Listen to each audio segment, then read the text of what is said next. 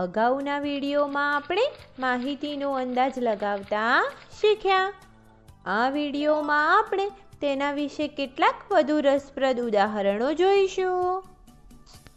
આજકાલ ચંપાપુરના બધા બાળકો આખો દિવસ ફોનનો ઉપયોગ કરતા જોવા મળે છે.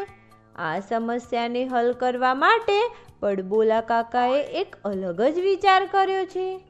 તેમણે બાળકોને કહ્યું કે દર 4 દિવસે બાળકો દ્વારા ફોન પર પસાર કરેલા સમયની સરેરાશ માહિતી ભેગી કરશે. 24 દિવસ પછી જો બાળકો દ્વારા ફોન પર પસાર કરવામાં આવેલા સમયમાં કોઈ ઘટાડો થતો જોવામાં આવ્યો તો તે બધા બાળકોને ફરવા લઈ જશે. કાકાએ આ માટે એક ચાર્ટ બનાવ્યો છે. કાકાએ ચાર્ટની ઊભી લીટી પર સરખા અંતરે કલાકોની સંખ્યા બતાવી છે અને આડી લીટી પર સરખા અંતરે દિવસોની સંખ્યા લખી છે.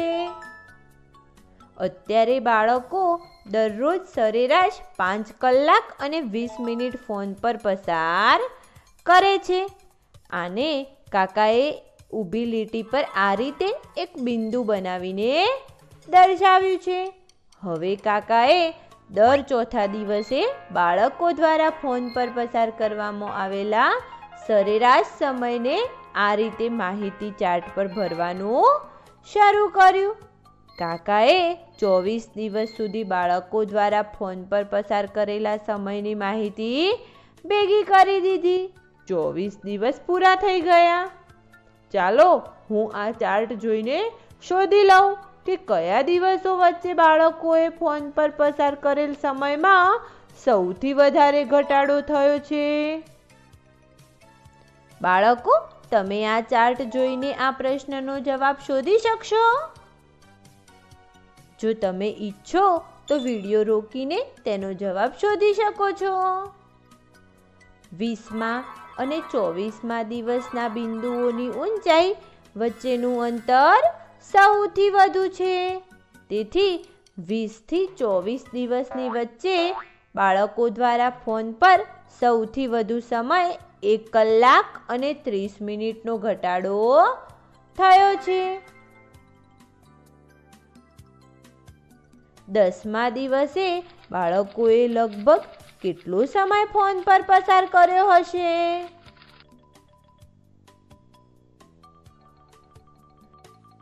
બાળકો, શું તમે આ પ્રશ્નનો જવાબ શોધી શકો છો? આ રીતે આપણે 8મા અને 12મા દિવસના બિંદુઓને સીધી લીટી પર જોડીને તેનો ઉકેલ શોધી શકીએ છીએ. 10મા દિવસની ઊભી લીટી આ રીતે સીધી લીટીને મળીને લગભગ 3 કલાક અને 40 મિનિટની ઊંચાઈએ બિંદુ બનાવે છે. તેથી બાળકોએ 10મા દિવસે લગભગ 3 કલાક અને 40 મિનિટ ફોન પર પસાર કર્યો હશે.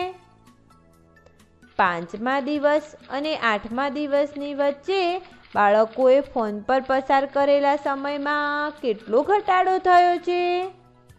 કાકાના આ પ્રશ્નનો જવાબ શોધવા માટે પહેલા આપણે બાળકો દ્વારા 5મા દિવસે ફોન પર પસાર કરેલા સમયનો અંદાજ લગાવવો પડશે.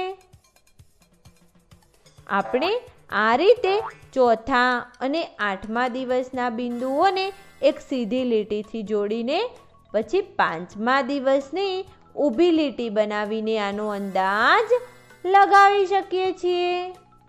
5મા દિવસની ઊભી લીટી આ લીટીને 4 કલાક અને 50 મિનિટ પર મળી રહે છે. હવે આપણે કાકાના પ્રશ્નના જવાબ શોધવા માટે 5મા દિવસના સમયની સંખ્યામાંથી 8મા દિવસના સમયની સંખ્યાને બાદ કરવી પડશે.